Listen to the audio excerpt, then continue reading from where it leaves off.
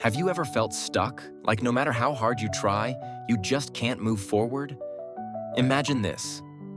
A man sits in a dark, cold prison cell, chains around his wrists, a guard watching his every move. Most people in his situation would be filled with fear, anger, or hopelessness. But not Paul. Instead of complaining, he picks up a pen and begins to write. His heart is full, not of fear, but of joy. His words are not about his suffering, but about encouragement, love, and faith. This letter, written in a prison cell, would become one of the most uplifting messages in the Bible. This is the book of Philippians, a letter to his friends. Paul wasn't writing to strangers. He was writing to the Philippians, a group of believers in a city called Philippi. They weren't just any church, they were his partners in spreading the gospel, his dear friends who had supported him through thick and thin. Paul had once walked their streets, preached in their markets, and even sat in a Philippian jail before Acts 16. But now, miles away and locked in chains, he had one thing to say to them: rejoice. Paul tells the Philippians that despite being in prison, he is not discouraged. Why? Because even in chains, he is still spreading the gospel. The guards hear about Jesus, and believers everywhere are gaining courage.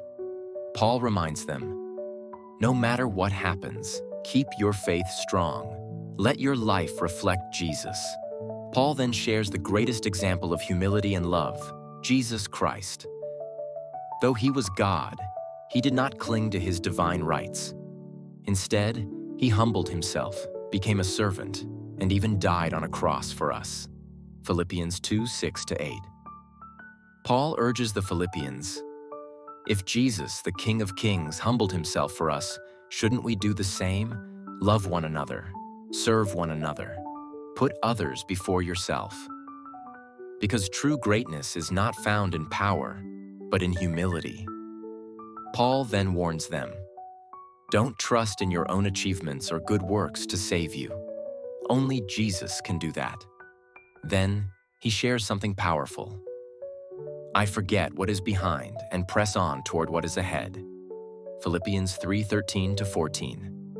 He tells them, don't live in regret.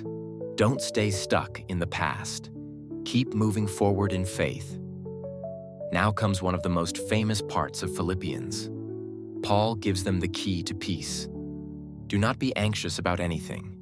Instead, pray about everything, and the peace of God will guard your hearts and minds. Philippians 4:6-7. Then he shares a secret that everyone wants to know, the secret to contentment. I have learned to be content in every situation, whether I have plenty or little, because I can do all things through Christ who strengthens me. Philippians 4:12-13. Paul was in prison. He had no comfort, no freedom. Yet, he was content. Why? Because his joy wasn't based on his circumstances. It was based on Christ. As he finishes his letter, Paul thanks the Philippians for their generosity. He reminds them, my God will supply all your needs according to his riches in glory. Philippians 4:19. And with that, he signs off, leaving behind a letter that would inspire millions for generations to come.